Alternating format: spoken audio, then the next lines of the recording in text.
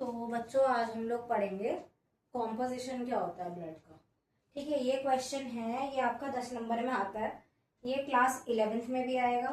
ये जब आप कुछ professional courses such as MBBS PPT BDS कुछ करोगे, ये तब भी फर्स्ट ईयर आपका फिजियोलॉजी में आएगा, और कुछ सब्जेक्ट्स में तो सेकेंड ईयर में भी आ जाएगा।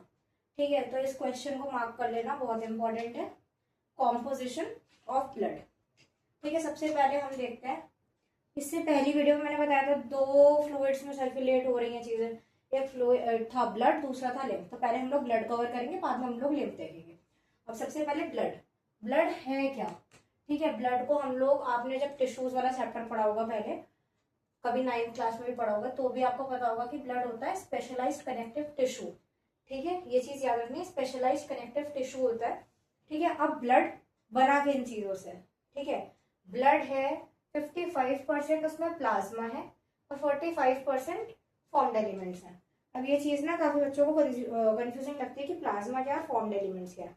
अब ये वाला ना डायग्राम देखो, इसमें ना मैंने एक वेसल बनाई है, आपकी आर्टरी वेन कुछ भी समझ लो। ठीक है, कि वेसल के अंदर ना ब्लड फ्लो कर रहा है। ठीक है, ये इसके अंदर मैंने सेल्स बनाए हैं, RBCs WBCs थ्रोम्बोसाइट्स, इसके अंदर सेल्स हैं। ठीक है, तो जितने भी सेल्स आ रहे हैं, ठीक है, वो आते हैं फॉर्म्ड एलिमेंट्स में। ठीक है, और ये सेल्स तो सॉलिड हो गए एक तरह से, और बाद में जितना भी बह रहा है, फ्लो कर रहा है, जितना भी फ्लूइड सब्सटेंस है, ठीक है, ये है आपका प्लाज्मा। ठीक है, इसको आप ऐसे समझ लो, लाइक फॉर एग्जाम्पल मैंने पानी की बोतल ली है। ठीक है, पानी की बोतल को समझ लो आप, आपकी कोई वेसल है, उसके अंदर मैंने पानी भर दिया। पानी क्या हो गया? हमारा प्लाज्मा। ठीक है, फिर उसके अंदर मैंने मार्बल्स भर दिया अलग अलग कलर के। रेड कलर के मार्बल्स को मान लो RBCs हैं, व्हाइट कलर के मान लो WBCs हैं, अलग अलग मैंने मार्बल्स भर दिए। ठीक है, तो जितना भी फ्लूइड उस वेसल के अंदर फ्लो कर रहा होगा वो है आपका प्लाज्मा, और जितने भी आपके सेल्स हैं वो आ गए आपके फॉर्म्ड एलिमेंट्स में। ठीक है, 55% बनता है प्लाज्मा से ब्लड और 45% फॉर्म्ड एलिमेंट से। अब पहली बात, प्लाज्मा क्या है? प्लाज्मा जो फ्लूइड है, ठीक है, विस्कस, विस्कस से मतलब है गाढ़ा। मतलब अगर आप ब्लड देखोगे वो आपको इतना गाढ़ा नहीं लगेगा, लेकिन कंपैरेटिवली वाटर से उसका जो गाढ़ापन रहता है हल्का ज्यादा रहता है। ठीक है, विस्कस फ्लूइड है और स्ट्रॉ कलर्ड है। स्ट्रॉ कलर्ड मतलब पेल येलो, जैसे यूरिन का नॉर्मली कलर होता है उस कलर का। अब काफी बच्चों के दिमाग में डाउट आएगा कि अगर प्लाज्मा येलो है तो हम लोगों को जो ब्लड है वो रेड क्यों दिखता है? रेड इस वजह से दिखता है कि इसमें RBCs जो है, ठीक है, RBCs के अंदर पिगमेंट होता है, ठीक है, जो उसको रेड कलर दे रहा है।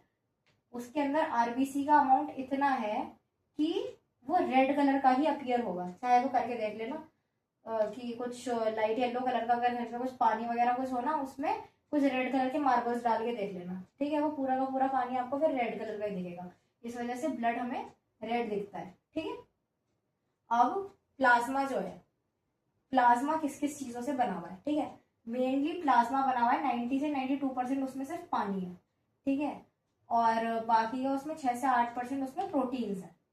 ठीक है, ये उसकी मेनली क्लासिफिकेशन है। प्लाज्मा 90 से 92% पानी और 6 से 8% प्रोटीन। अब प्रोटीन कौन कौन से पाए जाते हैं? मेनली 3 तरह के प्रोटीन्स हैं। ये MCQs में आ जाता है, नीट में भी कई बार आता है, याद रखना। प्रोटीन्स हैं इसमें 3 तरह के, फिब्रिनोजेंस, ग्लोब्यूलिन्स और एल्ब्यूमिन्स। फिब्रिनोजेन का आपका काम क्या होता है?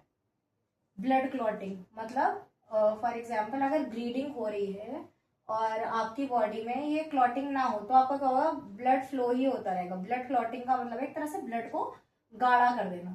ठीक है, ये ब्लड क्लॉटिंग का काम करते हैं और ब्लीडिंग से बचाते हैं फिब्रिनोजेंस। दूसरे हैं ग्लोब्यूलिन्स। ठीक है, ये डिफेंस मैकेनिज्म मतलब इम्यूनिटी प्रोवाइड करते हैं। आपने इम्यूनिटी में अगर पढ़ा हुआ है, शायद फ्यूचर में पढ़ोगे, तो इम्यूनोग्लोब्यूलिन्स होता है। ठीक है, तो वहां से बता रहा है ग्लोब्यूलिन्स क्या करेंगे? डिफेंस मैकेनिज्म मतलब बॉडी को इम्यूनिटी प्रोवाइड करेंगे। ये क्वेश्चन इस तरह से भी आ सकता है कि बॉडी को इम्यूनिटी कौन से प्रोटीन्स प्रोवाइड करने में हेल्प करते हैं? आंसर है ग्लोब्यूलिन्स। तीसरा है एल्ब्यूमिन्स। एल्ब्यूमिन्स का काम होगा ऑस्मोटिक बैलेंस को मेंटेन करना। अब वाटर और प्रोटीन के अलावा कुछ अलग चीजें भी होती हैं, इनके अलावा भी जो प्लाज्मा में होती है, मिनरल्स होंगे, क्लॉटिंग फैक्टर्स होंगे। ठीक है, अब क्लॉटिंग फैक्टर्स अलग चीज है और फिब्रिनोजेंस अलग चीज है, लेकिन काम दोनों का एक ही है, ब्लड क्लॉटिंग में हेल्प करना। ठीक है, इसके अलावा आपको आयंस मिल जाएंगे। अब ऐसा ब्लड जिसके अंदर ना क्लॉटिंग फैक्टर्स एब्सेंट होते हैं, ठीक है, क्लॉटिंग फैक्टर्स नहीं है, उसको हम लोग क्या बोलेंगे? सीरम।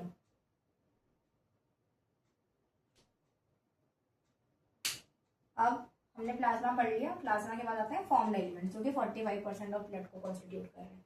मेनली हम लोग 3 तरह के सेल्स देखते हैं, रिथ्रोसाइट्स, ल्यूकोसाइट्स और थ्रोम्बोसाइट्स। रिथ्रोसाइट्स का मतलब है रेड ब्लड सेल्स, ल्यूकोसाइट का मतलब है व्हाइट ब्लड सेल्स, और थ्रोम्बोसाइट्स का मतलब है प्लेटलेट्स।